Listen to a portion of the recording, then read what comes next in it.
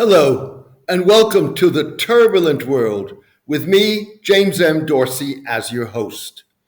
There's a silver lining for Egypt in the Gaza war. Egyptian general turned president Abdel Fattah Al-Sisi, much like his predecessors, would like the Israeli-Palestinian conflict to be a lightning rod that distracts from mounting frustration and anger at his regime. To be sure, Mr. Al-Sisi has to tread carefully. Allowing differences with Israel to escalate to shore up his domestic standing could risk U.S. aid, an $8 billion International Monetary Fund loan, and a similar sized European aid package. So would suspending Egypt's deeply unpopular peace agreement with Israel, escalating the dispute over Israel's takeover of the Rafah crossing by demanding arbitration under the Camp David Accords, or taking the issue to the United Nations Security Council. Unlike Jordan, Mr. Al-Sisi has also refrained from withdrawing his ambassador to Israel, because that would jeopardize Egypt's role in stalled Gaza ceasefire negotiations. Egyptian intelligence chief General Abbas Kamal reportedly spoke by phone this weekend with Hamas political leader Ismail Haniyeh as part of a U.S.-Egyptian guttery effort to get the talks back on track. For Mr. Al-Sisi, it's a balancing act. He would like to keep public anger at Israel bubbling at the surface, while ensuring that it does not generate the kind of popular pressure to escalate differences with Israel that would force him to take steps he has so far evaded, or threaten his regime. That hasn't stopped Mr. Al-Sisi from cautiously reviving the Palestinian lightning rod that Egypt and other Arab states discarded in the wake of the 2011 popular Arab revolts. It is a risky move. On the one hand, the government has banned anti-Israel demonstrations after state-sanctioned protests spun out of control in October, when the protesters took the government to task for its faltering economic policy. Since then, authorities arrested at least 125 people, 95 of whom are being held in pre-trial detention on charges including being members of a banned group or spreading false news. Several more students were detained in May for promoting pro-Palestinian boycotts and solidarity campaigns. On the other hand, Mr. Al-Sisi has an advantage over other Arab states, like Algeria, whose leaders have also mismanaged the economy, failed to deliver public services and goods, and fight corruption. Mr. Al-Sisi can credibly blame the Israeli boogeyman for some of his country's woes. He can do so because of Egypt's geographic proximity to Israel and economic ties to the Jewish state, particularly in energy. This week, Prime Minister Mustafa Madbouli, apologizing for repeated power outages that last in urban centers up to 4 hours and in rural centers up to 12 hours a day, blamed the interruptions on a halt in the gas flow from a neighboring state, a reference to Israel. Egypt has suffered outages for the past year, blaming them on heat waves and the need to prioritize exports to remedy a dollar crunch that has afflicted the economy since 2022. We were forced to stop the operation of a few power stations. Otherwise, they would have been destroyed one by one, Mr. Madbouli said. Egypt imports 800 million cubic feet of gas per day from Israel's offshore Tamar gas field, some of which is liquefied in Egypt and exported to Europe as LNG. Mr. Madbouli was correct in his assertion.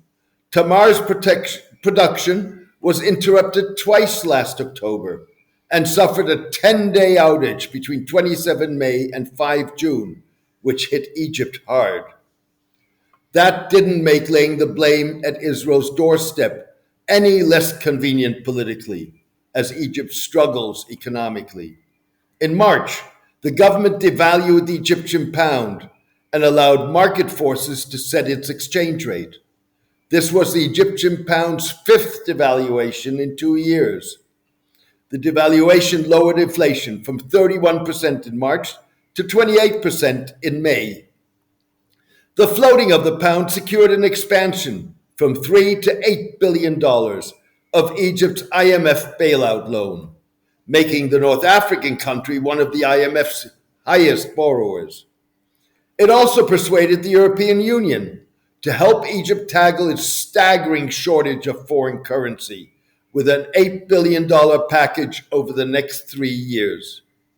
This weekend, senior officials, including Mr. Al Sisi and European Commission President Ursula von der Leyen, discussed the implementation of the package at an investment conference in Cairo. Hard hit by the wars in Gaza and Ukraine, Egypt has suffered from a loss of tourism, significantly reduced Suez Canal shipping revenues because of Yemeni Houthi attacks on commercial shipping in the Red Sea, rising wheat prices in the wake of the Ukraine war, and economic mismanagement, including investment in mega projects such as a $58 billion new desert capital and granting military-owned enterprises preferential treatment and an oversized stake in the economy. Egypt's economic woes and Mr. Madbouli's apology did little to counter harsh criticism on social media. Seemingly addressing the government on X, formerly Twitter, Nasser Amin, an international criminal lawyer and activist, thundered, "You are failures and criminals.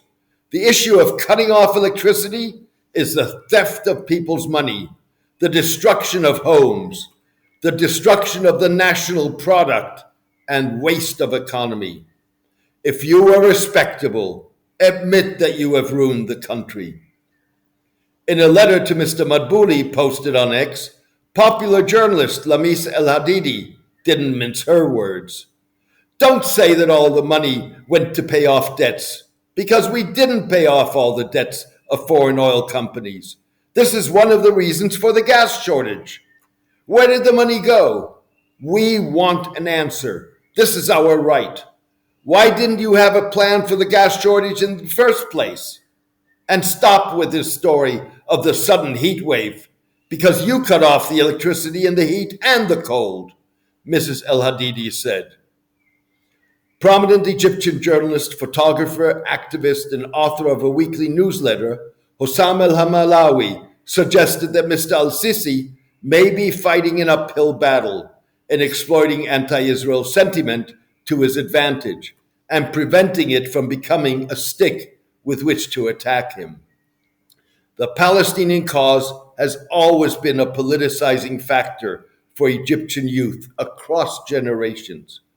The more this war in Gaza drags on, the more likely it is that something might happen, Mr. El-Hamalawi said. Thank you for joining me today. No doubt, you will have noticed that the turbulent world has no sponsors and no advertisers. This guarantees the column and podcast independence. Instead, the turbulent world depends on the support of its readers and listeners to cover the cost of producing the column and podcast. You can contribute by clicking on Substack on the subscription button at jamesmdorsey.substack.com and choosing one of the subscription options. Thank you. Take care and best wishes.